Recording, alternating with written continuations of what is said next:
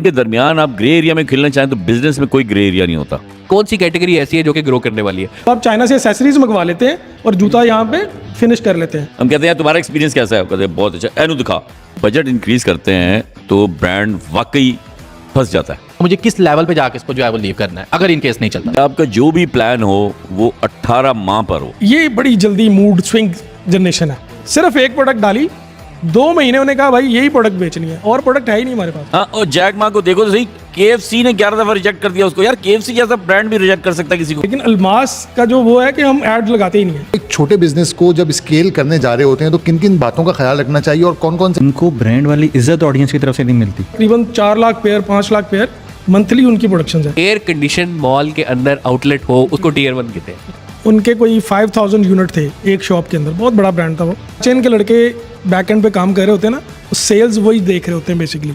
अस्सलाम वालेकुम everyone, this is Ahmed Qazi. We are welcome you all on e-commerce Baithak episode number 11। और हम बहुत बहुत आप लोगों के शुक्रगुजार हैं कि आप लोग जो प्यार हमारी बैठक को दे रहे हैं, ये खींच लाता है इस इंडस्ट्री के उस टैलेंट को जिसका टाइम लेने के लिए हमें अपॉइंटमेंट्स लेनी पड़ती है। लेकिन आज मेरे लिए बहुत फ़ख्र की बात है कि उस्तादों के उस्ताद यामीन मलिक साहब एक दफ़ा फिर हमारी इस बैठक में आए हैं। और मेरा कहीं ना कहीं ये आइडिया बैठक का निकला भी यामीन मलिक साहब से ही है। और मेरे साथ CEO अलमास ग्रुप के जमील साहब भी मौजूद है। सर, मैं आपको बहुत बहुत वेलकम करता हूँ। और ई-कॉमर्स बैठक की रौनकें जो है वो बढ़ती ही जा रही हैं, आप लोगों की मोहब्बत भी मिलती जा रही है, रौनकें भी बढ़ती जा रही हैं और हम आगे से आगे जाते जा रहे हैं। और इस सफ़र में हमारा जो सबसे बड़ा साथ है वो देता है द वर्टिकल। और अगर आप कॉर्पोरेट ऑफिसेज देख रहे हैं लाहौर में तो द वर्टिकल से बेहतरीन आपको कॉर्पोरेट ऑफिसेज कोई नहीं दे सकता। पाइन एवेन्यू के ऊपर V1 V2 V3 प्रोजेक्ट है, V4 आ रहा है गुलबर्ग में। और अगर आप मजीद जानना चाहते हैं तो thevertical.pk पे जाके इसकी इन्फॉर्मेशन जरूर लें। तो आज का जो टॉपिक है बड़ा ही एक्साइटिंग होने वाला है। आज हम बात करेंगे चैलेंजेस जो कि आते हैं एक ब्रांड को। मैं अक्सर औकात से बहुत सारे कमेंट्स पढ़ रहा होता हूँ, उस पर लिखा होता है यार ब्रांड्स के लिए तो बहुत आसान है, ई-कॉमर्स के टैक्सेस लगे, ब्रांड्स को क्या मसला है, कोई नई चीज़ आई, ब्रांड्स के लिए क्या इशू है। तो आज ज़रा डिस्कस करते हैं और इनको बताते हैं कि ब्रांड्स किन जलते हुए तवों के ऊपर बैठे हुए हैं और हम हिल भी नहीं सकते और वहीं पे हमें कितनी मुश्किलात का सामना होता है। तो आज थोड़ा सा हम देखते हैं कि सर ब्रांड की नज़र से एक ई-कॉमर्स बिजनेसेस को ऑपरेट करना, टियर 1 रिटेलर क्या होता है, मॉल्स के अंदर जाना कितना ज़रूरी है, क्या क्या चैलेंजेस आते हैं, रिटेल बिजनेस का आगे आने वाला फ्यूचर क्या है। तो यमीन साहब, मैं स्पेशली आपसे पहले कहूँगा कि ज़रा बताएं कि क्या एक ब्रांड को डेली बेसिस पे फेस करना पड़ता है। अस्सलाम वालेकुम। यार तुमसे ना बात करते एक तो डर लगता है क्योंकि हर पॉडकास्ट में तुम कोई ना कोई मेरे साथ कंट्रोवर्सी खड़ी कर देते हो। पिछले भी पॉडकास्ट में जिन 2 ब्रांड ओनर्स के साथ हमने बात की थी इनके बारे में, उन दोनों की कॉलें आ गई, उनके दोस्तों की कॉलें आ गई कि यार ये आप क्या कर रहे हैं। तो मैंने कहा यार मैं सच बयान कर रहा हूँ कि एक का विजन था, एक ने उसको फुलफिल किया।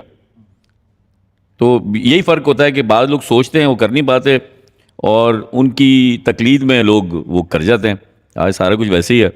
तो बार ना कहते हुए दोनों ब्रांड तो आ ही गए। अच्छा यामीन साहब, आज ब्रांड की बात है ना, तो मैं चाहूँगा ज़रा थोड़ा सा ज़रा लोगों को भी बताएंगे यामीन मलिक को हम उस्तादों का उस्ताद क्यों कहते हैं, जिन जिन ब्रांड के साथ आपने काम किया है। मतलब मुझे तो ये याद है, मैं इंटरव्यू देने भी जहाँ जाता था ना, वहाँ सामने यामीन मलिक साहब ही बैठे मेरा इंटरव्यू ले रहे होते थे।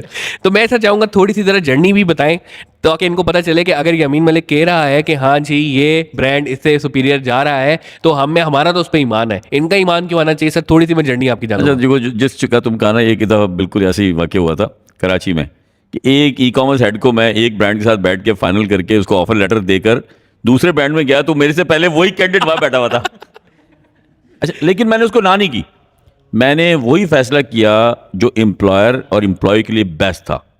मैंने उसको वहीं के लिए सेलेक्ट किया जहाँ के लिए वो बेस्ट था।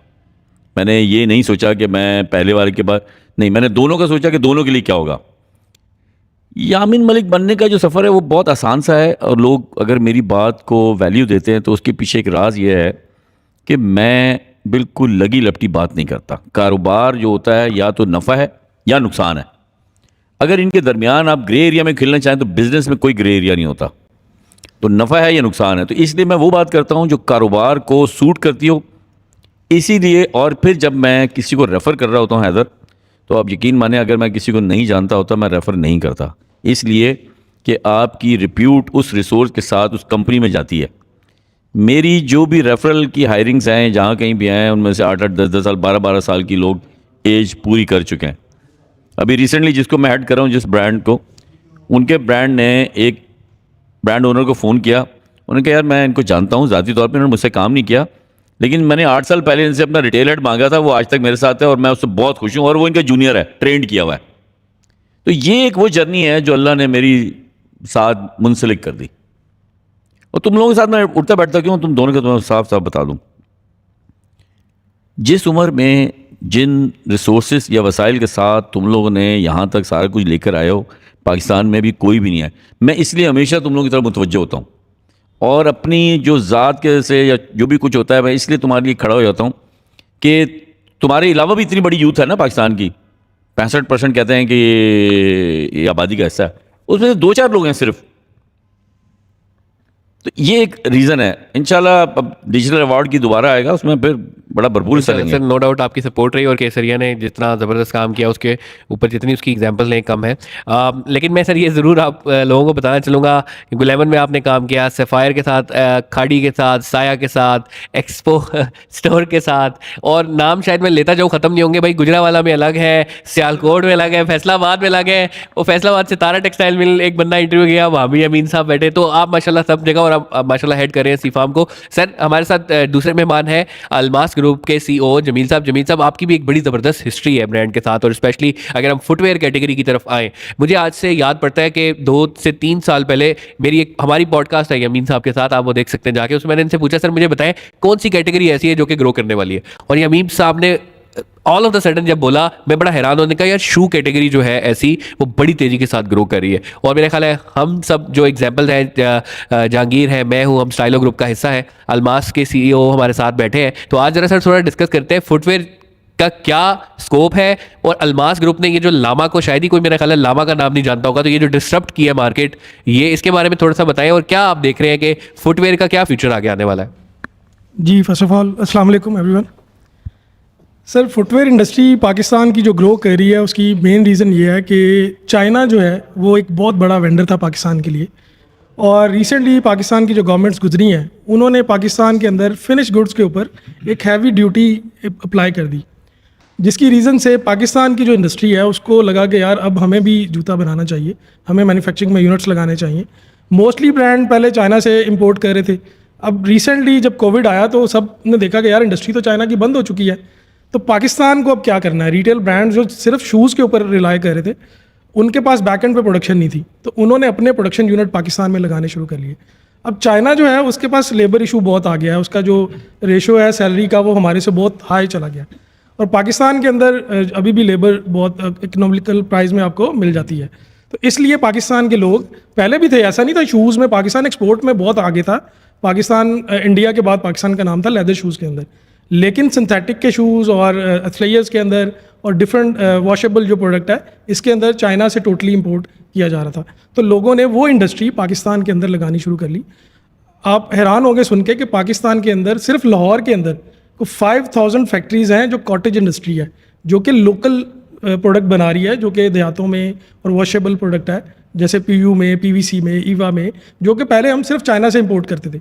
अब वो 5000 फैक्ट्री इधर लग गई, लोगों को यहाँ पे रोज़गार मिल रहा है, और वो लोग बहुत अच्छी सेल्स कर रहे हैं। कुछ ऐसे यूनिट भी हैं जो कि मंथली जो है वो तकरीबन 4 lakh pair, 5 lakh pair monthly उनकी प्रोडक्शन है।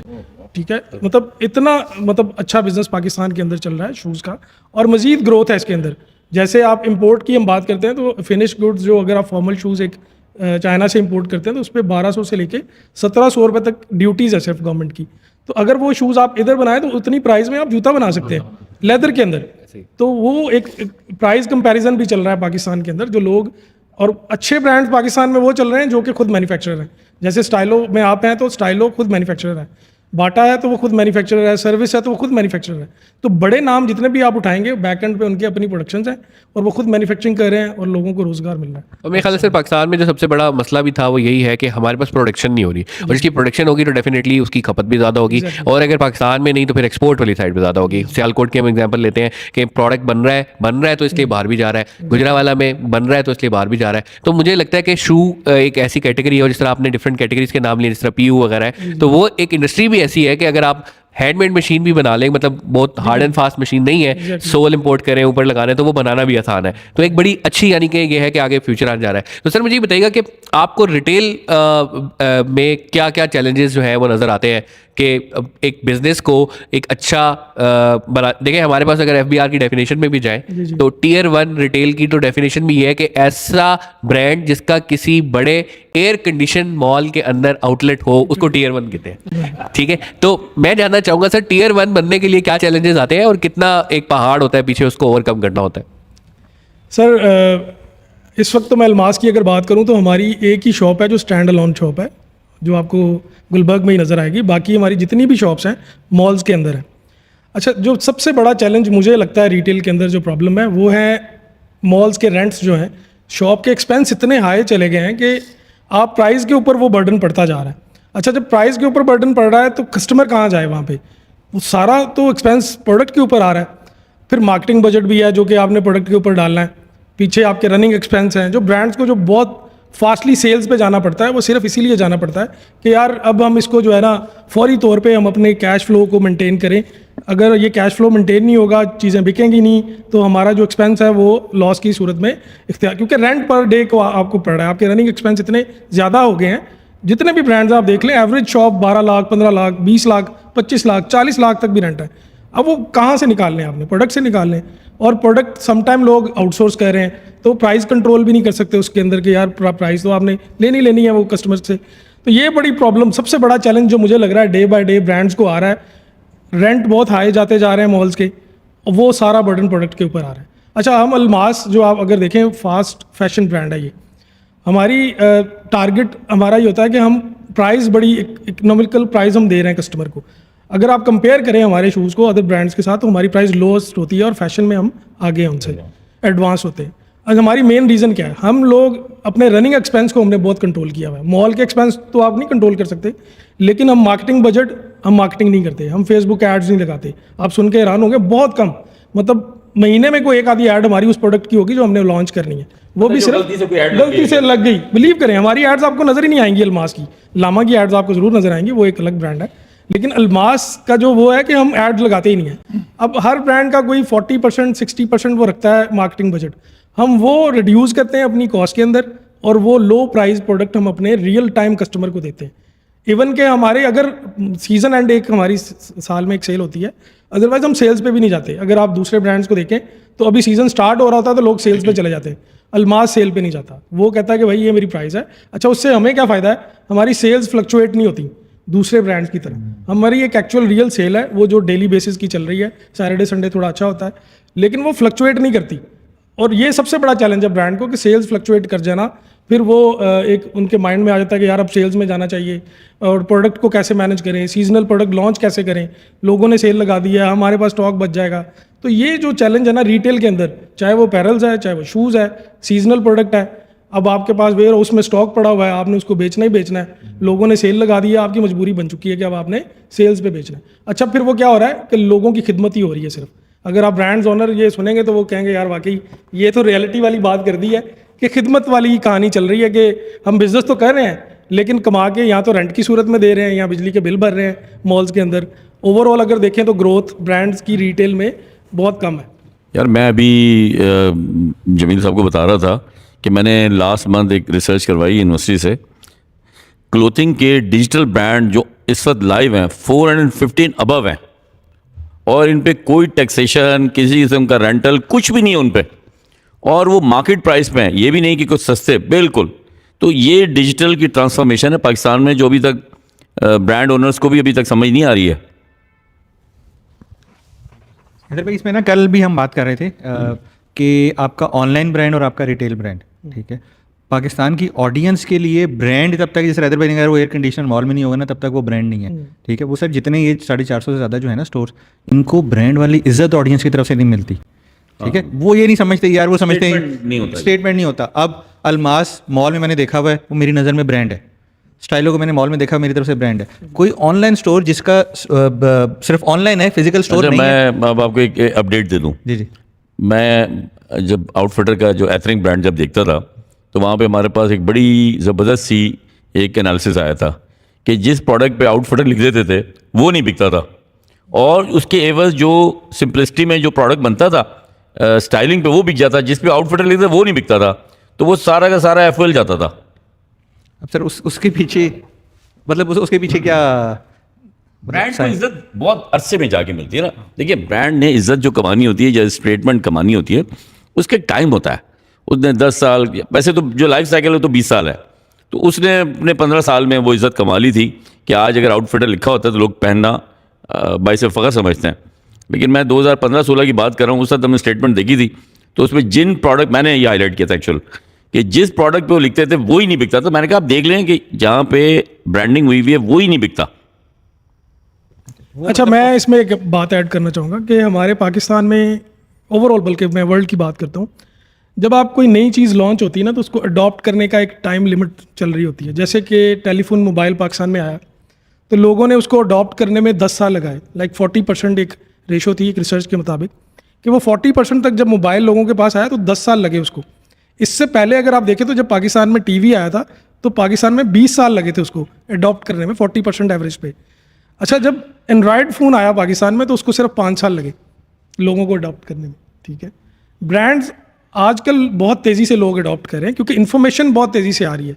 आपके पास सोशल मीडिया है, टिकटॉक है, डिफरेंट चैनल्स हैं, इंस्टाग्राम है, तो लोगों के पास इन्फॉर्मेशन तो बहुत तेज़ी से आ रही है, तो अडॉप्ट करने के वो जो चांसेस हैं ना वो बढ़ गए हैं।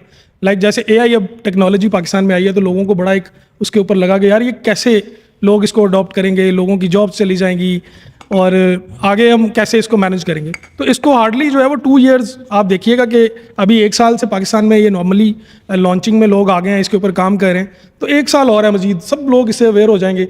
इवन के देहात में भी बंदे बैठे हुए ना आपको AI की बातें कर रहे होंगे।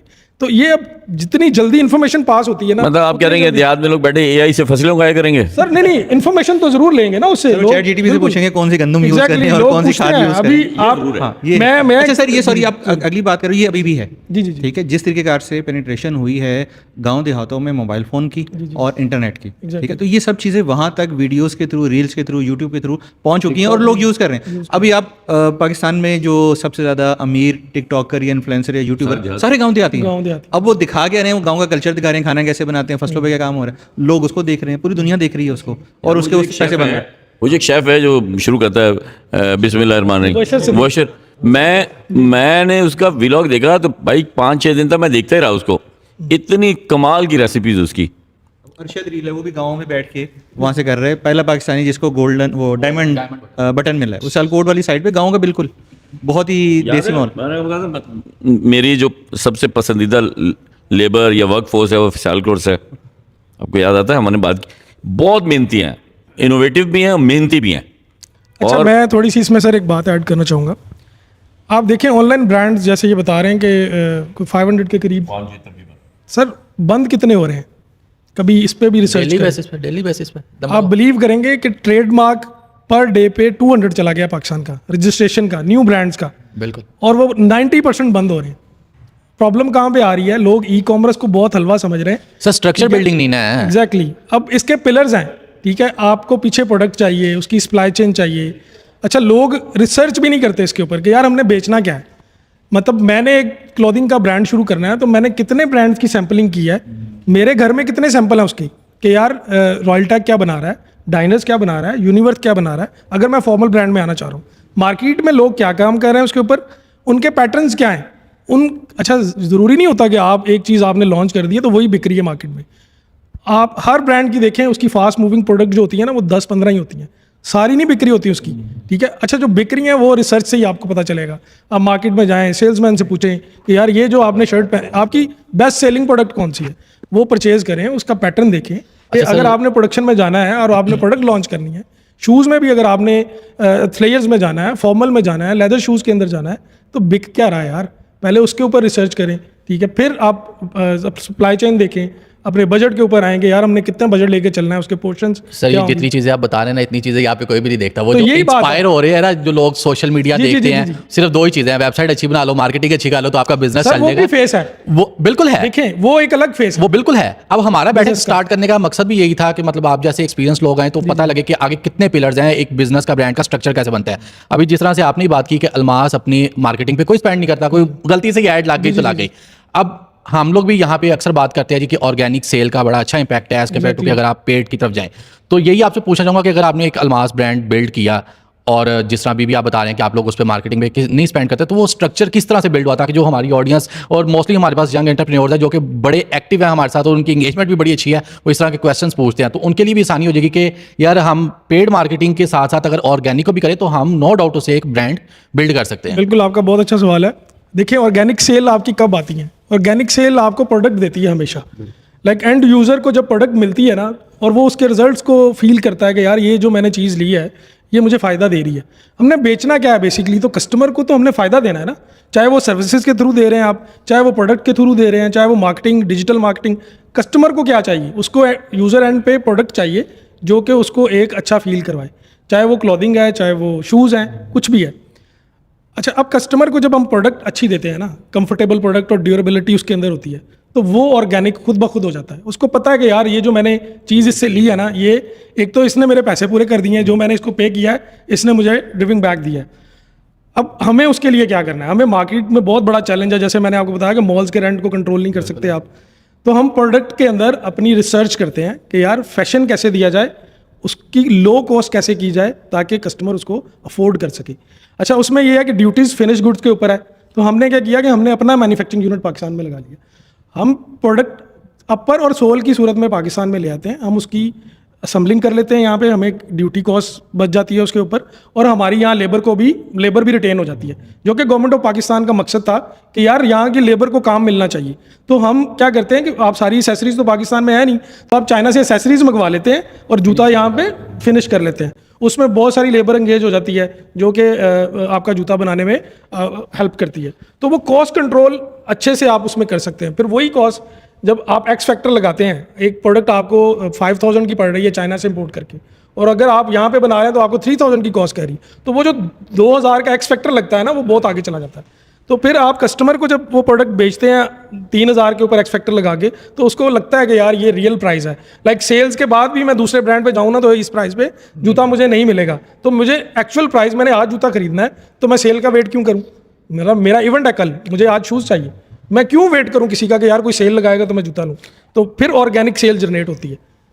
अच्छा यार, मैं पाकिस्तान ई कॉमर्स एसोसिएशन को एड्रेस करूंगा कि आपके पास आपके पोर्टल की वजह से सबसे ज़्यादा क्वेरीज आती होंगी। हमारे पास तो पर्सनली नहीं आती, लेकिन आपके पास सबसे ज़्यादा आती होंगी।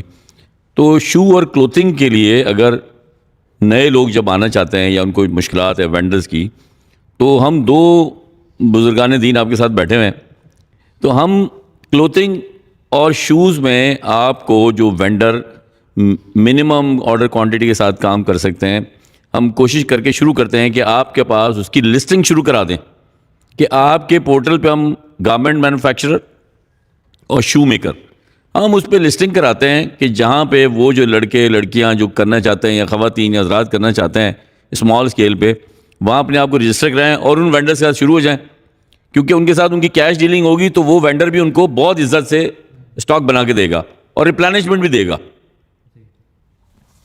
जी सर, बिल्कुल। हम इसको हम बल्कि एक फ़ेज़ में है कुछ ऐसी चीज़ें, इसमें हमारे पास बहुत सारे लोग हैं जिनके पास पैसा भी है, ठीक है, और जो कि करना चाहते हैं, उनके पास रिसोर्सेज नहीं है, उनके पास आइडिया नहीं है वो कहाँ से स्टार्ट करें या वो किस तरीके से लेके चलें, तो उनको गाइडलाइन भी चाहिए। फिर कुछ लोगों के पास पैसा है, एक्सपीरियंस नहीं है, ठीक है, तो इस तरीके से हम इसके ऊपर वर्किंग कर रहे हैं और ऑब्वियसली हम आपकी खिदमात उसमें देखिए ना, मैं बता दूँ, हम 3 लोगों को आपके साथ कनेक्ट कर देंगे ना।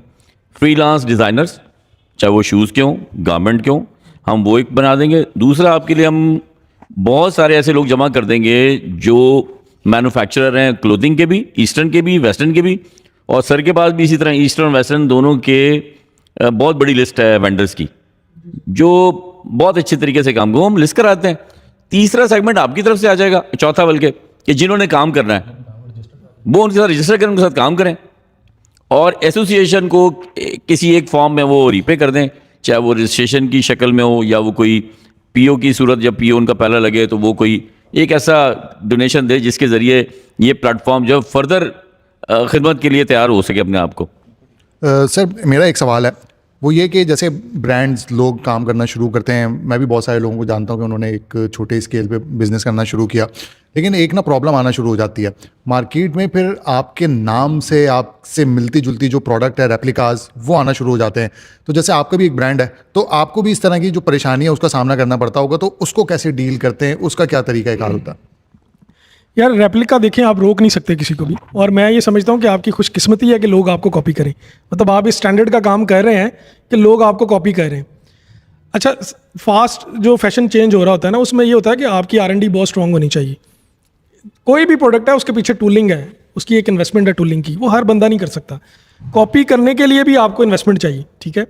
तो वो हम इतनी स्पीड से फैशन चेंज कर रहे होते हैं, हमारी R&D इतनी स्ट्रांग होती है कि हम 2-2, 3-3 साल एडवांस चल रहे हैं कि हमने 2027 में हमने क्या लॉन्च करना है, उसकी हमने अभी भी प्लानिंग की हुई है। तो जब आप इतने एडवांस चल रहे होते हैं ना, फिर लोग आपको नहीं पकड़ सकते। जब तक आपने प्रोडक्ट लॉन्च करनी है और लोगों ने उसको लेना है, उसकी टूलिंग बनानी है, वो रॉ मटेरियल इकट्ठे करेगा, तब तक आपने अपना वॉल्यूम बेच के नेक्स्ट वॉल्यूम आपने लॉन्च करना है। बड़े मजेदार अभी बताऊंगा। अच्छा, अभी बताएं जी, अभी बताएं। अपैरल का एक ब्रांड है जो अपना कोई लॉन्च करता है और उसका जो स्टोर्स के जरिए या रेगुलर चैनल के जरिए जो MOQ है वो है 1100, और जो रिप्लिका के लिए वो बनाता है वो 5000 है, खुद बनाता है। खुद बना, exactly, सही वो कह रहे कहता है, मेरी जब बात हुई तो वो कहते हैं कि भाई हमारा रिप्लिका कोई और क्यों बना, हम खुद भी क्यों ना बना लें। हैं। बिल्कुल बिल्कुल। मैं आपको एक शूज़ ब्रांड है, मैं नाम नहीं लूंगा, उन्होंने मुझे कहा कि यार हमने ना डेवलपमेंट कर दें, हमें ये कुछ स्लीपर्स वगैरह स्लाइडर्स बनाने हमने। अच्छा, हमने बना दिए स्लाइडर्स उनको। अब उन्होंने ई-कॉमर्स की एक वेब बनाई और वो लॉन्च भी कर दिया, और उसकी प्राइस बहुत हाई रखी। फिर उन्होंने क्या किया कि होलसेल मार्केट में लोगों को बताया कि यार ये जूता 4000 का सेल हो रहा है, हम आपको ये जूता 1200 रुपये में देंगे, ठीक है। अच्छा, अब उनको वहाँ पे जूते बिक रहे हैं नंबर्स ऑफ पेयर्स में, और ऑर्डर्स कैसे आ रहे हैं होलसेल के, गाड़ियों की सूरत में, ठीक है। गाड़ियों की सूरत में 2 गाड़ियाँ कराची से आ रही हैं, कि सिंध से आ रही हैं कि जी 2-2 गाड़ियाँ भेज दें इस आर्टिकल की, कि हम मार्जिन देखिए, क्लाइंट को मार्जिन नजर आ रहा है कि यार ये 4000 का जूता बिक रहा है, मुझे तो 1200 में मिल रहा है। होलसेल की मार्केट को कैप्चर करने का भी एक स्टाइल है कि लोग उसको लॉन्च कर देते हैं और उनका फोकस वो नहीं है ऑनलाइन, उनका फोकस है कि यार वॉल्यूम बेचना है। अच्छा, रेप्लिका में बेचेंगे वॉल्यूम। अभी जहांगीर ने बात की थी ना कि कैसे टैकल करते हैं इसको, मुझे 1 साल लगा है 3 वेबसाइट अपनी रेप्लिका की बंद कराने में, 3 साल कोड, क्योंकि एक बड़ी कंपनी है, उसके पीछे लीगल टीम है, रिसोर्सेज हैं, जितनी भी गवर्नमेंट बॉडीज हैं उनके साथ गए, सब कराया, लेकिन उसके बाद मैंने 15 सिमिलर डोमेन बुक करा के लॉक कर दिए कि लोग फिर ना करें। ये इतना बड़ा चैलेंज है। अच्छा सर, देखिए ये इस चैलेंज को ना आप, और कल एक फिर आ गया। हाँ, ये कभी भी नहीं पूरा हो सकता, बट जिस तरह डॉक्टर इरफान ने भी बड़ा स्ट्रिक्ट एक्शन लिया, उसके नाम से बना के लोगों ने बेचना शुरू किए और बड़ा उस पर लगा, तो इस पे आपका FIA और इस तरह के जो इदारे हैं वो बहुत ज़्यादा एक्टिव हो गए हैं, ठीक है। तो अब वो क्रैक डाउन हो रहा है, बंदे पकड़ रहे हैं, FIR हो रही हैं इसके ऊपर। तो खैर ये चीज़ें सॉर्ट होंगी सर, आप लोगों से ना मौके का ज़रा फ़ायदा उठाएंगे। और बहुत सारे सवाल जो कि स्टूडेंट्स की तरफ से हमें आते हैं, हम फील करते हैं। आपने एक बात की कि बहुत सारे स्टार्टअप खुल रहे हैं और फिर बहुत सारे स्टार्टअप बंद भी हो रहे हैं। अब उसके कुछ रीजंस हैं जो कि हमें शायद समझ में आते हैं कि ये इसके रेलिवेंट रीज़न हो सकते हैं। एक उसमें रीज़न होता है पार्टनरशिप का, कि यार 2 लोगों ने मिलके बनाया और उनकी पार्टनरशिप वो महीना भी नहीं चलती है, क्योंकि उनके वो लीगल जो सेगमेंट्स हैं या पेपर वर्क है वो वाली चीज़ें नहीं होती हैं, ठीक है। तो सबसे पहले उसको एड्रेस आप अगर आपकी तरफ से हो जाए कि उसको हम किस तरीके से लेके चलें, रजिस्ट्रेशन और वो सारे जो पेपर वर्क वाले प्रोसेस होते हैं। उसके बाद एक चीज़ और कि मैंने देखा कि यार लेट्स सपोज अलमास के दिन में 10 जूते बिकते हैं, मैं भी एक ब्रांड बनाऊँ और 10 जूते बेचूँ। अब 10 जूते बेचने के लिए आपके पास पीछे कितनी इन्वेंट्री पड़ी हुई है, ठीक है, वो उनके माइंड में नहीं है। अलमास कब से चल रहा है और कितने जूते अभी तक बेच चुका है, कितना कस्टमर का डेटाबेस है, वो मेरे पास नहीं है। तो R&D कैलकुलेशन और वो, अब ये स्टेप बाय स्टेप अगर आपकी तरफ से थोड़ी सी रहनुमाई मिल सके कि आपका फर्स्ट स्टेप क्या हो, सेकंड स्टेप क्या हो, एक बहुत छोटे लेवल से अगर मैं अपनी वेबसाइट को बना रहा हूँ तो। अच्छा, मैं इसमें एक सॉरी, जूते बेचने वाले ना उससे पहले बहुत जूते खा भी चुके होते हैं। सर देखें, एक कंपनीज जो पार्टनरशिप की आपने बात की, वहाँ से बात स्टार्ट करता हूँ। पाकिस्तान में ना लोग ट्रेडमार्क रजिस्टर करवाते हैं, वो एक बंदे के नाम पे होता है। हम दोनों पार्टनर हैं और आइडिया मेरा था, तो मैंने ट्रेडमार्क रजिस्टर करवाया। प्राइवेट लिमिटेड कंपनी नहीं बनाई, प्राइवेट लिमिटेड कंपनी में हम दोनों पार्टनर होंगे। जब आप सिर्फ ट्रेडमार्क रजिस्टर्ड करवाएंगे ना, नाम, ब्रांड और लोगो, ये 3 चीज़ें उसके अंदर होती हैं, इवन आपका स्लोगन भी। तो जैसे मैं इसकी एग्जांपल दे देता हूँ लोगों को कि जब आप ट्रेडमार्क रजिस्टर करवाते हैं, तो मैं नाइकी की एक आपको एग्जांपल देता हूँ कि नाइकी उसका नाम है और टिक उसका लोगो है जो आप देखते हैं, और जस्ट डू इट उसका स्लोगन है। तो ये 3 चीज़ें रजिस्टर्ड होती हैं ट्रेडमार्क के अंदर। अब ट्रेडमार्क जो है ना वो एक बंदे के नाम पे रजिस्टर्ड होता है, ठीक है, वो 2 बंदों के नाम पे कभी रजिस्टर्ड नहीं होता। तो जब कंपनीज चलती हैं तो जिसके नाम पे रजिस्टर्ड होता है वो कहता है भाई ये तो मेरा है, ये तो मेरे नाम पे है भाई, जाओ जो करना कर लो, मेरे नाम पे है। तो ये सबसे पहले क्लैश चलता है दोनों पार्टनर्स का। अच्छा, अगर आप आते हैं ब्रांड के ऊपर, देखें ब्रांड की बैक एंड पे है सप्लाई चेन, जो कि बैकबोन होती है, जो कि मेरा एक पर्सनल सब्जेक्ट है सप्लाई चेन। मैं MBA supply chain gold medalist हूँ। तो सप्लाई चेन जो है ना वो हर बिजनेस की बैकबोन है, चाहे वो सीमेंट बनाने की कंपनी है, चाहे वो अपैरल्स ब्रांड है, कोई भी ऐसी कंपनी जो कि मैन्युफैक्चरिंग कर रही है, सप्लाई चेन उसकी बैकबोन है। सप्लाई चेन में 3-4 सेक्शन है, जो कि आपकी बजट प्लानिंग है। कोई भी आप ब्रांड बनाने लगे हैं तो आपके पास बजट क्या है, फिर उसके सेक्शंस हैं, आपको फोरकास्टिंग कैसे करनी है, ठीक है, हम तो कितने आपको आर्टिकल लॉन्च करने हैं, उसमें कलर्स कितने होंगे, उसके कितने SKUs होंगे, आप नंबर ऑफ़ शॉप्स कितनी बनाएंगे, A कैटेगरी कितनी होगी शॉप्स की, B कैटेगरी कितनी होगी, फिर उसके फेसेस हैं कि फर्स्ट फेज़ में हम क्या करेंगे, सेकंड फेज़ में क्या करेंगे, हमें डायरेक्ट 2 स्टोर पे जाना है या हमने सिर्फ 1 स्टोर चलाना है। मैं एक पाकिस्तान का बहुत अच्छा ब्रांड है, उसका नाम लूँगा यहाँ पे, जो कि एक अपैरल्स और एसेसरीज़ के अंदर आया और शूज़ में आया, जुल्के के नाम से। उन्होंने 3 साल उसको सिर्फ ऑनलाइन बेचा, कोई शॉप नहीं थी उनकी। 3 साल ऑनलाइन बेचा। जब कस्टमर्स ने डिमांड करनी शुरू कर दी कि हमें साइज़ की प्रॉब्लम आ रही है, हमें रिटर्न करना पड़ रहा है, आपकी प्रोडक्ट बहुत अच्छी है, कोई तो स्टोर बनाए जहाँ पे जाके हम प्रोडक्ट चेंज कर लें। फिर उन्होंने MM आलम पे पहला स्टोर बनाया। तो ऐसे भी लोग काम करते हैं कि 3 साल रिटेल में रहे, लेकिन वो खुद मैन्युफैक्चरर भी थे, बैक एंड पे उनकी अपनी प्रोडक्शन थी, इंपोर्ट थी। तो उस तरह मैनेज आप कर सकते हैं। लेकिन जिस बंदे के पास बैक एंड पे वेंडर्स नहीं है प्रॉपर, देखिए सीजनल प्रोडक्ट है, आप एक्सपर्ट हैं ई-कॉमर्स के, आपने एक प्रोडक्ट के ऊपर ऐड लगाई, अब वो बिक रही है, मेरे पास उसके सिर्फ 16 पेयर थे, अब वो ऑर्डर्स भी आ रहे हैं। अच्छा, मैं प्रोडक्ट रिप्लेस नहीं कर पा रहा क्योंकि उसका जो लीड टाइम है वो 45 डेज़ है। अगर मैं किसी से बनवा रहा हूँ तो मैं कैसे उसको बेच लूँगा? 45 डेज़ तक तो कहानी कहाँ की कहाँ चली जाएगी। तो ये प्रॉब्लम्स बहुत आ रही है। लोग ई-कॉमर्स में प्रोडक्ट डालते हैं, उस ऑर्डर्स भी आते हैं, मार्केटिंग भी कर लेते हैं, सारा कुछ कर लेते हैं, बाद में प्रॉब्लम क्या होती है कि जी वो पीछे प्रोडक्ट नहीं है। सर यही तो बात है, वो ड्रॉप शिपिंग की तरफ वो ज़्यादा जाते हैं। जी, वो जी, जो ऑलरेडी ट्रेंडिंग में 10 बंदे बेच रहे हो, कहते हैं यार 11 मैं भी बेच मैं लूंगा, भी तो बेच क्या लूंगा। फर्क पड़ हाँ, जाएगा। exactly। तो वो 6 महीने चलता है। 6 महीने अभी चलता जिस है तरह से, अच्छा हैदर भाई ने जिस तरह से आपसे बात की कि बहुत सारे लोगों को लगता है कि यार ब्रांड्स के लिए चीज़ें बड़ी आसान होती हैं, तो एक क्वेश्चन है कि अब वाकई में मेरे जैसे भी एक बंदे की सोच है कि यार ब्रांड के पास तो खुला पैसा है, वो मार्केटिंग पे पैसा जितना चाहे लगा देंगे। तो आपसे क्वेश्चन ये है कि जब वो एक मार्केटिंग बजट इंक्रीज करते हैं तो उनके लिए चीज़ें वाकई में आसान हो जाती हैं या कि टफ हो जाती हैं? क्या चैलेंजेस उसमें आते हैं मार्केटिंग बजट इंक्रीज करने से? क्योंकि ये आम करते नहीं है। ये तो गलत सही बंदे से गलत सवाल कर लिया आपने। हाँ, हमारे यहाँ तो इस तरह का कोई रिवाज नहीं है। चलती है ना। अच्छा देखो, मैं बताऊं, जब आप बजट इंक्रीज करते हैं तो ब्रांड वाकई फंस जाता है, बर्डन हो जाता है ना, वो नहीं करता, वो अपनी स्पेस से ही काम करता रहता है, उससे ही चलता रहता है। बजट बढ़ाना मकसद नहीं होता, असल मकसद होता है कि आपका अवेयरनेस और प्रोडक्ट की, जैसे मैंने बहुत अरसे से मैं देख रहा हूँ कि लोकल में अगर जो इंडिजिनस फुटवेयर है, जो हमारा खुस्सा है, खुस्से को जो इज्जत दी डेजल बाय सारा ने, वो पाकिस्तान में कोई और नहीं दे सका। ठीक है। पाकिस्तान से बाहर खुस्से को बैलरीना करके बेचा फूशिया ने। $100 का आराम से बेच लेते हैं वो लोग वहाँ पे। तो अब क्या किया कि उन्होंने इंडिजिनस प्रोडक्ट था, उसका कंफर्ट लेवल बढ़ाया, उसकी एस्थेटिक बढ़ाई, आज वो दोनों अपनी अपनी रीजन में लीडिंग है, बेहतरीन काम कर रहे हैं।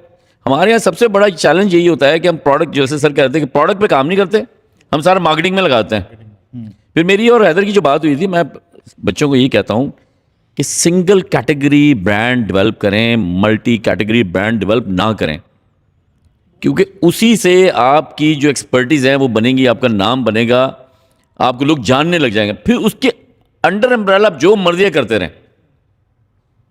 फिर ब्रांड के लिए जो है, एक ब्रांड के लिए सबसे ज़्यादा इंपॉर्टेंट चीज़ क्या है? सेल्स ज़्यादा जनरेट करना या कि कस्टमर को रिटेन करना दोबारा से, या दोनों को आप पैरेलल लेके चलते हैं? नहीं, ये बिल्कुल पहली वाली बात आपकी ज़्यादा अहम है कि उसको कस्टमर को रिटेन करना है मतलब सेल का आप लोग थ्रू इनोवेशन। देखिए, जो वर्ड ऑफ माउथ से जो कस्टमर बनता है, पाकिस्तान में मैं हमेशा कहता हूँ, पाकिस्तान में डॉक्टर और वकील, हम में से जब भी किसी को वास्ता पड़ा है तो हमने अपने दोस्त को पूछा, चंगा डॉक्टर दसी यार, उसके क्रेडेंशियल नहीं देखते कि वो किंग एडवर्ड से पढ़ा हुआ है, वो आयरलैंड से पढ़ा है, वो अमेरिकन फेलोशिप लिए, कभी नहीं पूछते हम कहते हैं यार तुम्हारा एक्सपीरियंस कैसा है, कहते हैं बहुत अच्छा, एनु दिखा।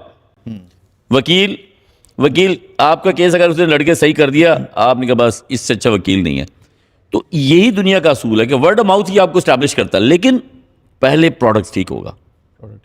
तो कैटेगरी प्रोडक्ट, जहांगीर, अगर कैटेगरी प्रोडक्ट अगर लोग अवेल करें तो उससे उनकी ना एक्सपर्टी बढ़ जाती है।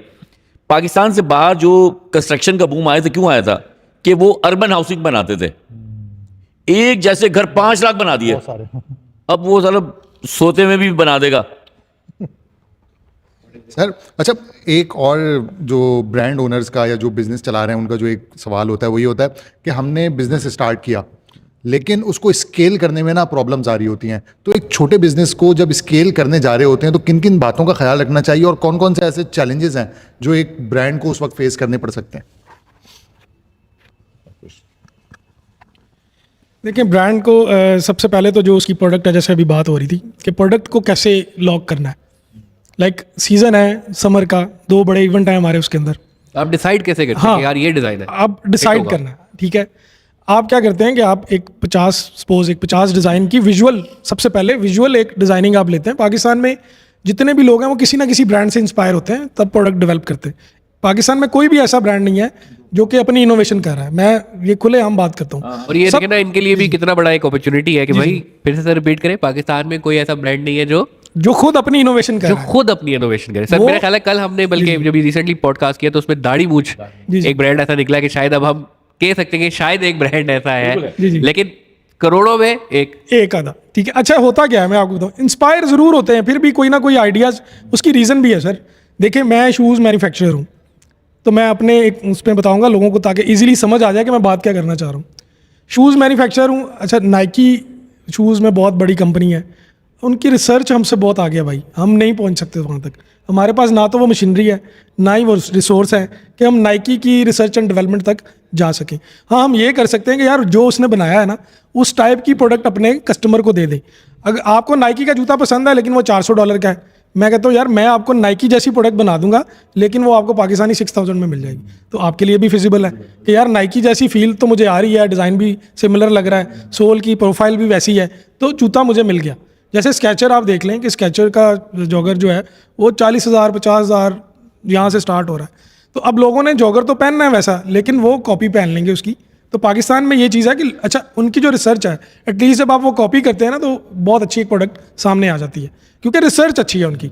पाकिस्तान में लोग खुद से डिज़ाइनर भी हैं, डिज़ाइनर कम्युनिटी भी सुन रही होगी, तो डिज़ाइनर्स भी हैं, वो भी किसी ना किसी ब्रांड को फॉलो ज़रूर कर रहे हैं, इंस्पायर होते हैं, अपनी इनोवेशन लेके आते हैं प्रोडक्ट के अंदर। लेकिन भाई क्या करता है? जी, तो वो इंस्पायर तो ज़रूर होते हैं किसी ना किसी से, उसकी स्किन टोन, कलर टोन पकड़ते हैं कि यार ये इसने लॉन्च किया है, इंटरनेशनल मार्केट के अंदर क्या क्या कलर्स आ रहे हैं, ठीक है, उनकी टोन्स क्या चल रही हैं। हमारे फैशन तो कहीं ना कहीं से आता ही है, जैसे इटली से फैशन चलता है, सब कहते हैं, पूरी दुनिया कहती है कि वहाँ से जनरेट होता है। अच्छा, मैं एक लेदर कंपनी में था, तो ये बात हमने ऐसे ही डिस्कशन में कर दी कि इटली से फैशन चलता है। तो उसके ओनर ने कहा फिर हम डिज़ाइनर वहाँ से क्यों ना हायर करें भाई, हम यहाँ से डिज़ाइनर क्यों हायर कर रहे हैं, उसको इतना क्यों पे कर रहे हैं। तो हमने इटली से डिज़ाइनर हायर किया। अच्छा, जब डिज़ाइनर हायर किया तो उसने कहा भाई ये जो आप जिन कलर्स पे काम कर रहे हैं ये तो 50 साल पुराने कलर हैं, हम तो भाई इन कलर्स पे आ गए हैं।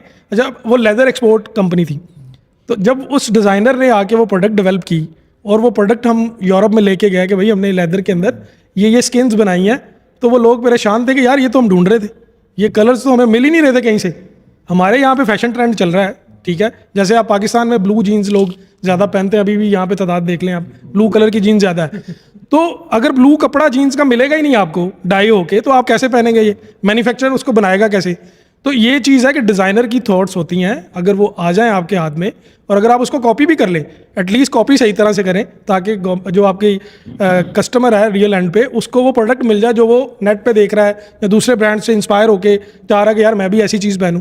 तो वो ये मैन्युफैक्चरिंग के अंदर ये आपको करना पड़ता है। सर मैं ज़रा थोड़ा सा मेरे लिए तो ये पॉडकास्ट इतनी इंटरेस्टिंग होती जा रही है, और मेरे ख्याल है हर सुनने वाले के लिए जो आज ये सोच के बैठा है ना कि यार मुझे प्राइवेट लेवल पे जाना है या मुझे वाइट लेवल पे जाना है। अच्छा, लेट सपोज उसमें से 20 समझदार आदमी हमेशा वो प्राइवेट लेवल की तरफ जाते हैं, लेकिन वो फंस जाते हैं।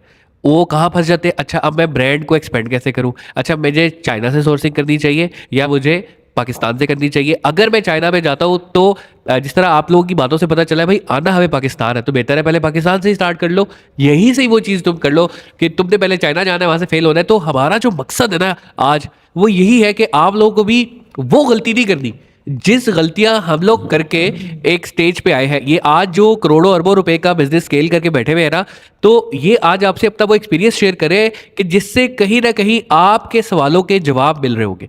और मजीद हम कोशिश कर रहे हैं कि अंदर से सवाल निकालें, लेकिन आप कमेंट सेक्शन में पूछ सकते हैं, हम इनको दोबारा भी बुला के इनसे सवालात कर सकते हैं। लेकिन मुझे बहुत मजा आ रहा है यार आज की पॉडकास्ट से, बहुत सारी चीज़ें मेरा ख्याल है कि हम भी यही सोचते थे, और जब एक्सपर्ट से भी वही चीज़ आ रही है ना तो वो वैलिडेट हो रही है, और इंशाल्लाह आप लोगों के लिए भी वैलिडेट हो रही होगी। इतने सारों के पास वो सबके माइंड में कि बाइक ही नहीं आ रहा मैं खुद इंतजार करता हूँ बाइक कब मेरे हाथ में आएगा। अच्छा, मैं थोड़ा सा ऐड करूं, कल professor Fakhar university of Lahore के जो इनोवेशन सेंटर के करता धरता हैं, कल उनके साथ हमारा एक सेशन है रिफा यूनिवर्सिटी में, वही इंक्यूबेशन का ही है। मैंने उनसे रिक्वेस्ट की कि आप पूरे 70 का जो बैच है आप उसके साथ इंटरेक्ट ना करें, हम लो हैंगिंग फ्रूट्स में उन बच्चों से पहले मिलते हैं जिनके ख़ानदान कारोबार में मौजूद हैं, वो उनकी और हमारी जारगन सेम होगी, और ये वो लड़के या लड़कियां होंगी जो उस पूरे बैच में इन्फ्लुएंसर खुद ब खुद खड़े हो जाएंगे। हम उन्हें एतमाद देंगे और वो मल्टीप्लाई खुद करते जाएंगे इंशाल्लाह। तो जो तुम बात कर रहे हो कि किस तरह आगे लाएं, हम भी उसी कोशिश में है कि यार मल्टीप्लायर कैसे करें। अच्छा, अब ये बात हो रही थी कि जैसे मैंने कहा कि इस वक्त 450 के करीब डिजिटल ब्रांड है, उन्होंने कहा 200 डेली रजिस्टर हो रहे हैं। फिर उन्होंने एक और बात की कि बंद कितने हो रहे हैं। बंद ही इसलिए होते हैं कि उनकी सप्लाई चेन डिस्टर्ब होती हैं। अब मैंने और प्रोफेसर फ़खर ने जो हमने ये इनिशिएटिव लिया है कि मैंने उनसे कहा है कि आप बिजनेस फैमिलीज़ के बच्चों को साथ बैठें जिन्हें सप्लाई चेन इन चीज़ों के उनके इन द एयर है उनके पास, हम वहाँ से करते हैं शुरू, और उन्हीं के जो बैचमेट हैं वो इन्हीं से इंस्पायर हो जाए। ज़रूरी नहीं है कि वो नाइकी से, केसरिया से या अलमास से इंस्पायर हों, वो आपस में भी इंस्पायर हो सकते हैं, और वहीं से उनके लिए supply chain add, marketing add वहीं से निकल आएगा। आपने बहुत सारी कामयाब कंपनियों के पीछे अगर देखेंगे तो पता ही चलेगा कि क्लासमेट ही जो थे वो फाउंडर बन गए, एक ऑपरेशंस, एक मार्केटिंग, एक टेक में चला गया। तो ये हम उस तरह करने जा रहे हैं इंशाल्लाह। अच्छा सर, इसमें ना एक और भी बड़ा जो है ना इंपॉर्टेंट वो चैलेंज है, जिस तरह से इन्होंने बताया कि बहुत सारे ब्रांड्स बंद भी होते हैं, उनकी एक बड़ी रीज़न ये भी है कि कंसिस्टेंसी नहीं रहती। फॉर एग्जांपल मैंने एक ब्रांड स्टार्ट किया जी गारमेंट्स के, मैं लेट्स सी कहता हूँ, तो मुझे पता लगा जी जमील साहब से कि जूते बड़े अच्छे बिक रहे हैं, तो मैं कहूँगा कि यार बीच में जूतों वाली साइड पे चला जाता हूँ, मुझे पता लगेगा उमर मुबीन ऑर्गेनिक तेल बड़ा अच्छा बेच रहा है तो मैं ऑर्गेनिक तेल की तरफ निकल लूँगा। तो ये कंसिस्टेंसी किस तरीके से जो है ना वो हम लोग कायम रख सकते हैं कि मतलब डिस्ट्रैक्ट ना हो अपनी लाइन से, और उसी लाइन को हमें पता है कि हमने इसको फोकस करना है। और क्या एक टाइम, क्योंकि आपका तो माशाल्लाह काफ़ी एक्सपीरियंस है, कितना टाइम देना चाहिए एक ब्रांड को जज करने के लिए कि यार हाँ ये स्केल अप हो सकता है, नहीं हो सकता, या मुझे किस लेवल पे जाके इसको जो है वो लीव करना है अगर इन केस नहीं चलता? देखिए, जो बिज़नेस प्लानिंग है ना उसकी एक बड़ी मशहूर एक रिवायत है उसकी कि आपका जो भी प्लान हो वो 18 माह पर हो। इससे कम में आप कभी भी कोई चीज़ की कंसिस्टेंसी, कोई चीज़ नहीं प्लान कर सकते, ना वो कामयाब हो सकती है। 18 महीने के बाद अगर आपने कोई चेंज लाना है तो फिर 18 महीने के बाद R&D, सैम्पलिंग और टेस्टिंग के प्रोसेस के बाद ऐड करें, उससे पहले ना करें। यही वजह है कि मैं नौजवानों से कहता हूँ कि यार सिंगल कैटेगरी पे काम करो, उसी में आप बिल्कुल महराज देख लें कि भाई ये इसकी हाइट है। अच्छा, एक बात ज़िमनी आ गई मेरे ज़हन में, वो कर दूँ कि भूल ना जाऊँ मैं, क्योंकि अब उम्र की वजह से ना कभी कभी भूल भी जाता हूँ। नॉट उमर मुबीन, मैं एज की बात कर रहा हूँ। अच्छा, हम अब कोशिश कर रहे हैं कि जो स्कॉलर टाइप बच्चे या बच्चियां हैं उनको 3 हफ्ते या 6 हफ्ते की इंटर्नशिप करा रहे हैं ई कॉमर्स की कई मॉड्यूल्स में, लाइक PM में, सपोर्ट में, UX UI में। तो हम करा रहे हैं जिनमें से बहुत सारे लड़के लड़कियां बहुत शानदार तरीके से बाहर आएँ। आपके पाकिस्तानी ई कॉमर्स के चैनल पे अगर इस तरह का कोई हो लाहौर बेस्ड बच्चा या बच्ची, आप उसका प्रोफाइल हमसे शेयर करें, हम उसे करवा देंगे। ये एक नया आप खुद भी, मतलब एक बात है, किसी की अंडरस्टैंडिंग किस चीज़ से नहीं है, वो आज हम उसको प्रैक्टिकल कराते हैं। अच्छा, मैं एक और चीज़ इसमें ऐड करना चाहता हूँ। जो अभी आपने क्वेश्चन किया था कि फ्लॉप क्यों होते हैं, सप्लाई चेन में क्या प्रॉब्लम आती, आपने भी पहले पूछा था इसके बारे में, वो स्किप हो गया मेरे माइंड से। जब तक आप ब्रांड के अंदर लाइक आप सीजनल प्लानिंग कर रहे हैं और आप प्रोडक्ट की कैटेगरी वाइज उसकी कैपेसिटी लॉग नहीं करेंगे ना, आप कभी भी कामयाब नहीं हो सकते, रिटेल के अंदर स्पेशली। अगर आपको पता है, और दूसरा सेकंड चीज़, आप उस प्रोडक्ट को लॉन्च करने के बाद जब छोड़ देते हैं, उसके ऊपर फोकस नहीं करते। ये जितने भी सप्लाई चेन के लड़के बैक एंड पे काम कर रहे होते हैं ना, वो सेल्स वही देख रहे होते हैं बेसिकली। एक तो सेल्समैन फ्रंट एंड पे लड़ रहा है ना, लेकिन उसको इन्वेंट्री प्रोवाइड करना वो सप्लाई चेन का काम होता है, जो कि बैक एंड पे एनालिसिस कर रहा है कि प्रोडक्ट किसके पास बिक रही है और किसके पास नहीं बिक रही, किसके पास साइज शॉर्ट हो रहा है, मैंने इसको फौरी फुलफिल करना है। और अगर आपके पास कस्टमर आ रहा है एक प्रोडक्ट का और आपके पास वो प्रोडक्ट ही नहीं है, तो आप कैसे सेल्स करेंगे? तो ये बैक एंड पे सप्लाई चेन का हेड देख रहा होता है कि यार मैंने इसको कैसे प्रोवाइड करनी है, प्रोडक्ट कैसे प्रोवाइड करनी है। ये जहांगीर, ये मैं बताऊं, जैसे मैं गुजरांवाला में डबल एक्सेस का साइज भेजता ही नहीं हूँ। हाँ, मतलब आपने प्रोडक्ट को एनालिसिस नहीं किया, उसकी शेल्फ लाइफ को चेक नहीं किया कि यार ये कितने डेज में इसकी परफॉर्मेंस क्या चल रही है। लाइक मैं एक ब्रांड में था, उनके कोई 5000 यूनिट थे एक शॉप के अंदर, बहुत बड़ा ब्रांड था वो। तो मेरे पास 52 पीपल थी जो कि सप्लाई चेन को डील कर रही थी, और सारे MBA सप्लाई चेन थे। एक एक प्रोडक्ट के ऊपर 5-5 लोग थे, जो जिनका सारा दिन यही काम होता था कि यार प्रोडक्ट की परफॉर्मेंस क्या है, आज ये जो प्रोडक्ट है ये बिक कहाँ पे रही है, कौन सा साइज़ इसका बिक रहा है, क्योंकि वो खुद मैन्युफैक्चर था। सपोज अगर उसका लार्ज साइज़ ज़्यादा सेल हो रहा है और वो बहुत स्पीड से सेल हो रहा है, उसकी परसेंटेज ज़्यादा है, तो बैक एंड पे लार्ज साइज़ की प्रोडक्शन लगवा देते थे कि भाई 500 शर्ट सिर्फ लार्ज की कटिंग होगी, हमारे पास फैब्रिक है। तो वो जो रीफिलिंग है ना सर, वो आपकी सेल्स को बूस्ट करती है। ये नहीं होता कि आपने एक बार इन्वेस्टमेंट कर दी और आप अब बैठ गए कि ये बिकना शुरू हो जाएगी। जो बिक रहा है उसको रीफिल करना है, ये सप्लाई चेन का काम है। सप्लाई चेन बेसिकली है ये कि raw material to consumer end, ठीक है। ये आपने सारे ऑपरेशंस देखने हैं, ये इसीलिए इसको बैकबोन कहा जाता है कि ये सारे ऑपरेशंस देखती है कि अभी इस वक्त प्रोडक्ट, सपोज टी-शर्ट यहाँ पे बिकनी बंद हो चुकी है क्योंकि यहाँ का साउथ अभी कराची में बिक रही है, और अगर आपके पास आर्टिकल है और सप्लाई चेन, कराची के तो 2 वेदर हैं भाईजान, जी जी जी, एक गर्मी और एक ज्यादा गर्मी। एक ज़्यादा करना, बिल्कुल। तो रोटेट करना स्टॉक को, ये भी बड़ा होता है। मर्जिंग करना, उसकी मूवमेंट को घुमाना, प्रोडक्ट को परफॉर्म करवाना, ठीक है। प्रोडक्ट सिर्फ लॉन्च करने से परफॉर्म नहीं होती, उसको परफॉर्म करवाना पड़ता है, बिल्कुल। फिर जाके आपकी सक्सेस रेशो जो है वो बढ़ती है, मेरे अपने एक्सपीरियंस के मुताबिक। जी सर। अच्छा सर, आई थिंक जिस लेवल की बातें हो रही है ना, तो वो सवाल दिमाग में आते जा रहे हैं, Sure, sure. आई थिंक हम सुबह तक इधर ही बैठे रहेंगे। मेरी तरफ से सर लास्ट क्वेश्चन है, बाकी फिर बाकी ये जो पूरा बिजनेस मैकेनिज्म हमने डिस्कस किया, आई थिंक इसका एक बहुत मेजर फैक्टर है मनी मैनेजमेंट।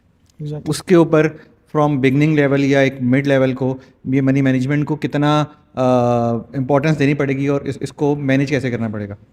सर मैं इसकी एग्जांपल देता हूँ कि आपके पास 10 लाख रुपए है और आप अब एक ऑनलाइन रिटेल में जाना चाह रहे हैं, ठीक है। अच्छा, 10 लाख में से आपको पोर्शंस डिवाइड करने पड़ेंगे कि यार मैंने प्रोडक्ट कितने की डालनी है, मैंने इसकी मार्केटिंग क्या करनी है, मैंने इसकी ऑनलाइन वेबसाइट के ऊपर क्या एक्सपेंस करने हैं। तो आपको एटलीस्ट उसके 4 पोर्शन ऐड करने पड़ेंगे, जिसमें सबसे कम पोर्शन पता किस चीज़ का होगा? आपकी प्रोडक्ट का। आपकी प्रोडक्ट, क्योंकि आप लॉन्च करने जा रहे हैं और आपको बिल्कुल पता नहीं है कि इसके रिजल्ट्स क्या होंगे। अगर आपने अपने टोटल बजट का 50% प्रोडक्ट के ऊपर लगा दिया और बाकी 50 से आप ऑनलाइन सेल्स के ऊपर खेल रहे हैं, तो भाई बैकएंड पे आपके पास क्या है? अच्छा, हमने एक प्रोडक्ट लॉन्च की, उसके रिजल्ट्स देखे नहीं आए, तो हमने तो सिर्फ 10% लगाया था उसके ऊपर। हम 10% और ऐड करेंगे, नई प्रोडक्ट डालेंगे, उससे बेहतर जाएंगे, वो भी रिजल्ट नहीं दे रही, कोई उसने 10-20% रिटर्न किया, लेकिन उस लेवल पे 100% पे वो नहीं जा सकी, फिर हम तीसरी प्रोडक्ट ऐड करेंगे। जब आप ऐसे करते हैं कि आप 10 लाख में से 5 लाख की इन्वेंट्री बाय कर लेते हैं और उसके बाद आप 2 लाख की वेबसाइट और 2-2.5 लाख आपने मार्केटिंग के लिए रख लिया, तो आपने तो 10 लाख का बजट अपना सेट किया हुआ है। लेकिन अगर आपकी प्रोडक्ट परफॉर्म नहीं कर रही, तो भाई उसके बाद आप फ्लॉप है। फिर वो आप क्या करते हैं कि उसको आप लपेट के कहते हैं कि जी हमें तो लोगों ने धोखा दिया, ये जो लोग ऑनलाइन सेल्स के बारे में बता रहे थे ये सब झूठ है, ऐसा नहीं होता, ये तो कम से कम 50 लाख चाहिए था, कम से कम 1 करोड़ चाहिए था ऑनलाइन के लिए। मैंने अपने हाथ से कुछ ब्रांड्स अपने दोस्तों को, उनके भाइयों को शुरू करवा के दिए, 10-10 लाख से शुरू करवा के दिए। सिर्फ एक प्रोडक्ट डाली, 2 महीने उन्होंने कहा भाई यही प्रोडक्ट बेचनी है, और प्रोडक्ट है ही नहीं हमारे पास, इसको बेचो, इसकी मार्केटिंग करो, इसके तुम्हें 200 पीस दिए हैं, इसको बेचना है तुमने पहले, उसके बाद बात करेंगे। तुम्हें कोई रेंटल तो नहीं पड़ रहा, ठीक है, ऐड लगानी है ना, प्रोडक्ट आज बिक रही है, ऐड और तेज कर दो। अगर इन्वेंट्री है, लोग क्या करते हैं कि प्रोडक्ट बिकनी शुरू होगी, ऐड बंद कर दी। अच्छा, प्रोडक्ट बिक रही है भाई, प्रोडक्ट के ऊपर आपने एक ऐड का एक रेशो सेट किया हुआ है कि मैं इस पर 300 की ऐड लगाऊंगा, मेरा इसके अंदर मार्जिन है। अच्छा, वो आज मेरे 10 पीस बिक गए हैं, तो मैंने 2000 की ऐड लगाई थी, मुझे 3000 की ऐड लगानी चाहिए थी, मेरे तो 10 पीस बिके हैं, प्रोडक्ट ने तो मुझे रिटर्न दिया है ना। तो लोग क्या करते हैं, ऐड लगाने बंद कर देते हैं। भाई पूरे पाकिस्तान ने तो नहीं खरीद ली आपकी प्रोडक्ट, लाहौर से आपको ऑर्डर्स आ रहे हैं। अच्छा, फिर टारगेट मार्केट आपकी क्या है? आपने ऐड का भी फोकस है, आप एक्सपर्ट है ई कॉमर्स के, जो एजेंसीज देख रही होती हैं कि यार कहाँ पे हमने इसको बेचना है, इस प्रोडक्ट को ऐड कहाँ पे शो होनी चाहिए। तो ये आप लोग बेहतर समझते होते हैं कि यार प्रोडक्ट की वैल्यू ये है, इसके बायर कहाँ से हैं।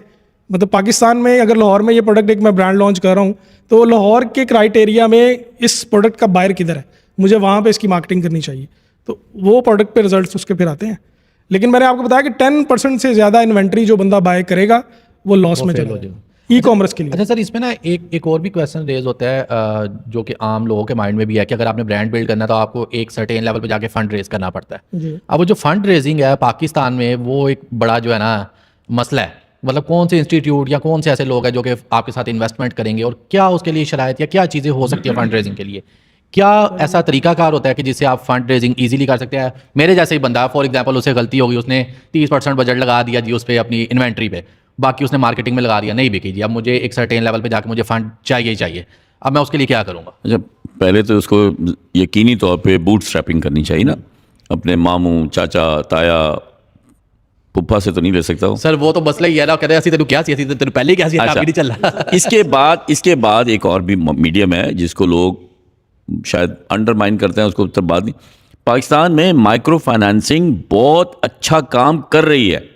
अगर आपके घर में 5 CNIC मौजूद हैं, यानी 5 लोग हैं, तो आपके 5 के हिसाब से वो आपकी जो गलती से 2.5-3 लाख ज़ाया हो गए थे ना, वो उसको रीफाइनेंस कर देती है। और आपके पास क्योंकि डेली कैश आ रहा है, तो आप उसको रनिंग फाइनेंस में भी यूज़ कर सकते हैं। आप जितना यूज़ किया उतने पे आप मार्कअप देंगे और उतने वापस कर देंगे, तो आप बहुत जल्द इस डेट के साइकिल से भी निकल सकते हैं। तो माइक्रो फाइनेंसिंग मौजूद है, लेकिन लोग करते क्या हैं कि जो गैर कारोबारी सोच के लोग होते हैं वो उसको ज़ाया कर देते हैं फर्स्ट अटैम्प्ट में। ये बैकअप है। आपको 3 लाख की ज़रूरत है, आप किसी से ना मांगे, आप माइक्रो फाइनेंसिंग करा लें और उसको टर्म में 6 महीने में 3 महीने वापस कर दें, दोबारा ले लें। आपका थोड़ा सा और अच्छा कारोबार हो जाए, ज़रा सा अच्छा हो जाए, तो विदाउट एनी कोलैटरल मीज़ान बैंक आपको सप्लाई चेन लोन देता है, क्योंकि वो आपको नहीं देता, वो उस वेंडर को देता है जो आपके लिए वो प्रोडक्ट बना रहा होता है।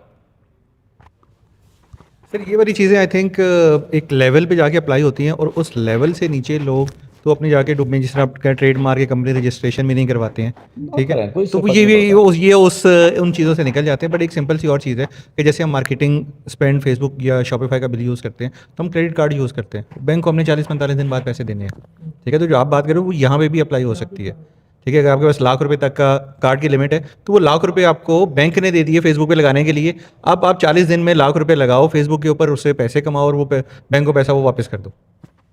देखिए, ये जो बच्चे हैं ना, ये मैं बड़े दुख से बात कभी कभी करता हूँ कि ये जितने भी शानदार जहन है ना, इनकी सर्च हिस्ट्री निकाल लें आप, एक चीज़ नहीं निकलेगी कारोबार से मुतालिक। और कहेंगे, बताएंगे जेफ बेजोस बनना है, जैक मा बनना है। और जैक मा को देखो तो सही, KFC ने 11 दफ़ा रिजेक्ट कर दिया उसको। यार KFC जैसा ब्रांड भी रिजेक्ट कर सकता है किसी को, जो खुद इतनी, लेकिन वो जैक मा साला वहां भी सिलेक्ट नहीं हुआ। तो आप खुद सोचें कि इसमें एक बात करना चाहूँगा। देखें, आप कोई भी ब्रांड लॉन्च करना चाह रहे हैं ना, एटलीस्ट उसका एक DNA डिफाइन कर लें कि यार मुझे करना क्या है। मैंने जूता बेचना है, हाँ, मैंने फैंसी में जाना है, मैंने फॉर्मल शूज़ में जाना है, मुझे कैजुअल शूज़ में रहना है। सबसे पहले एक कैटेगरी डिफाइन कर लेंगे, यार इस पे मैंने काम करना है। फिर उस पर रिसर्च करेंगे इस कैटेगरी में कौन कौन से लोग काम कर रहे हैं और उनकी हाई एंड प्रोडक्ट कौन सी है। जो जैसे मैंने स्टार्ट की थी कॉन्वर्सेशन कि यार अगर आपने कोई चीज़ बेचनी है ना, तो ऐसी चीज़ ना बनाएं जो कि ऑलरेडी नहीं बिक रही, और लोगों को देख के आपने वो बना तो ली लेकिन वो बिक पहले ही नहीं रही थी, उनकी भी नहीं बिक रही थी, आपने भी उसी पे वर्किंग कर ली, इन्वेस्टमेंट कर दी। तो भाई रिसर्च बहुत ज़रूरी है किसी भी प्रोडक्ट के ऊपर।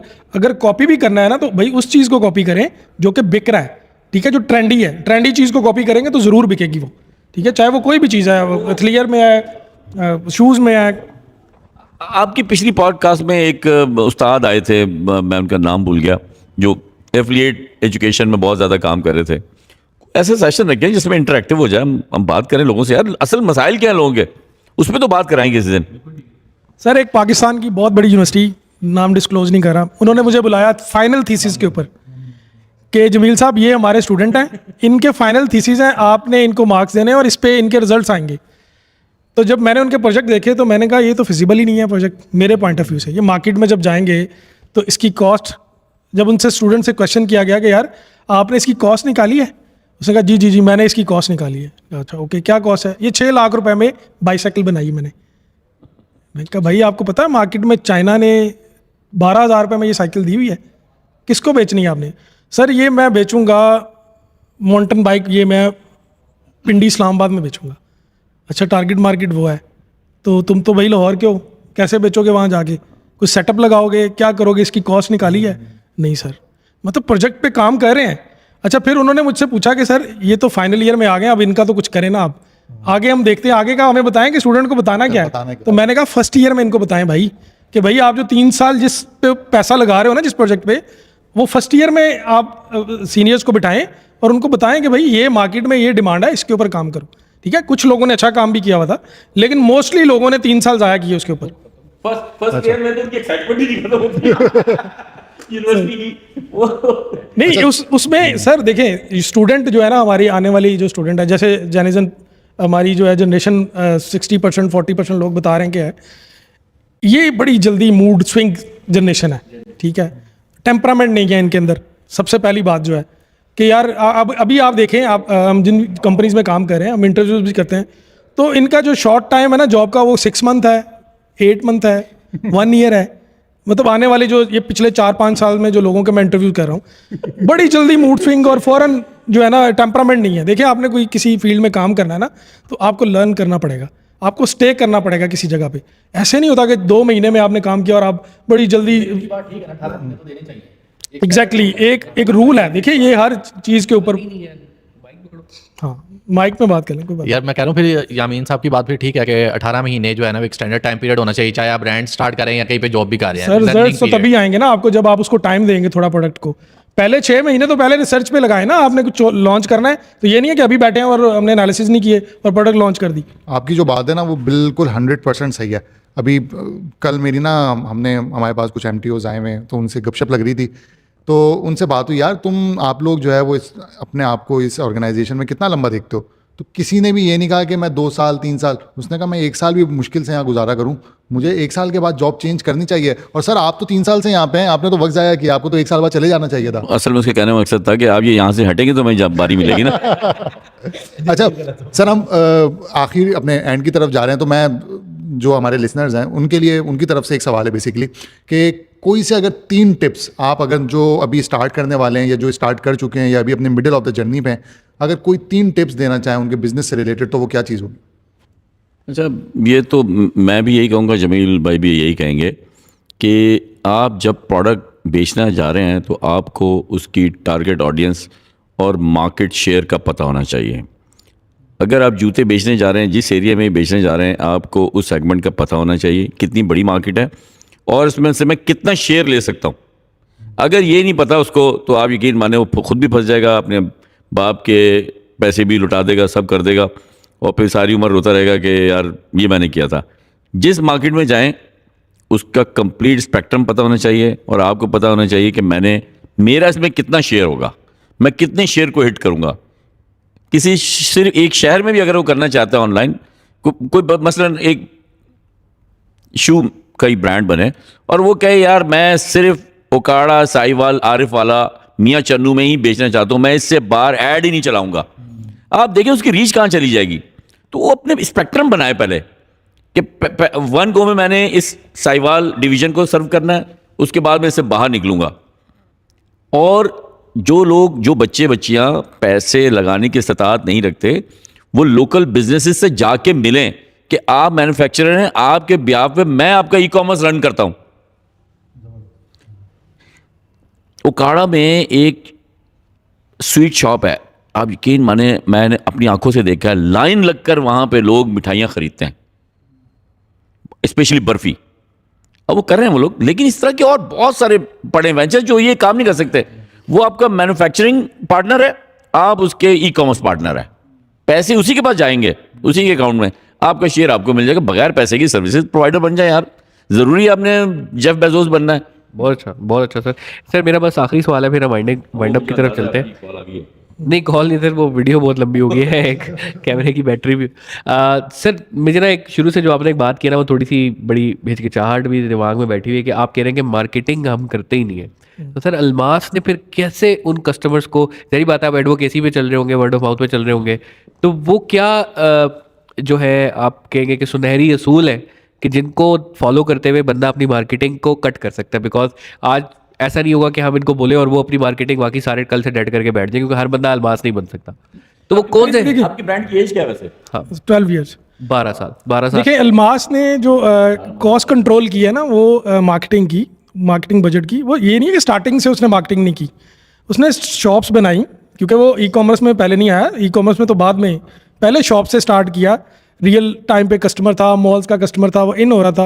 अच्छा मेन चीज़ फिर वही बात है कि प्रोडक्ट है सर, अगर आपको एक प्रोडक्ट अच्छी मिल रही है मुझसे तो आप क्यों जाएंगे किसी और शॉप पे?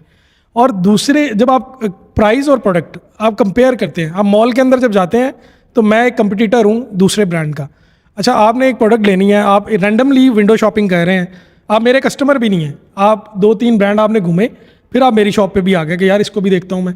अच्छा आपने वो कंपैरिजन मैंने नहीं आपको बताया, आपने खुद ही कर लिया कि यार ये जूता वहाँ पे सिमिलर था, मिलता जुलता, ये 12,000 का था, अल्मास पे ये 7,000 का पड़ा हुआ है, तो मैं इसको ट्राई करता हूँ। आपने पहना, कंफर्ट लेवल उससे भी अच्छा था, तो आप फ़ौरन उसको बाय कर लेंगे। मुझे कन्विंस नहीं करना पड़ा आपको कि मेरी प्रोडक्ट आप लें, इसीलिए हम सेल्स में नहीं जाते, हमें सेल्स लगाने की ज़रूरत ही नहीं पड़ती, क्योंकि हम अपनी प्राइस मैं आपको एक बात बताता हूँ, रिटेलर क्या करता है कि जी एक प्रोडक्ट है वो मार्जिन रखता है कि यार ये मेरी रिटेल में जब प्राइस जाएगी ना तो ये मेरी 30% ही फुल प्राइस पे बिकनी है, वो पहले ही माइंड सेट कर लेता है अपना, ठीक है कि ये मेरी 30%, 100 में से 30 पीस फुल प्राइस पे बिकेंगे, 70 पीस मुझे सेल में ही बेचने हैं।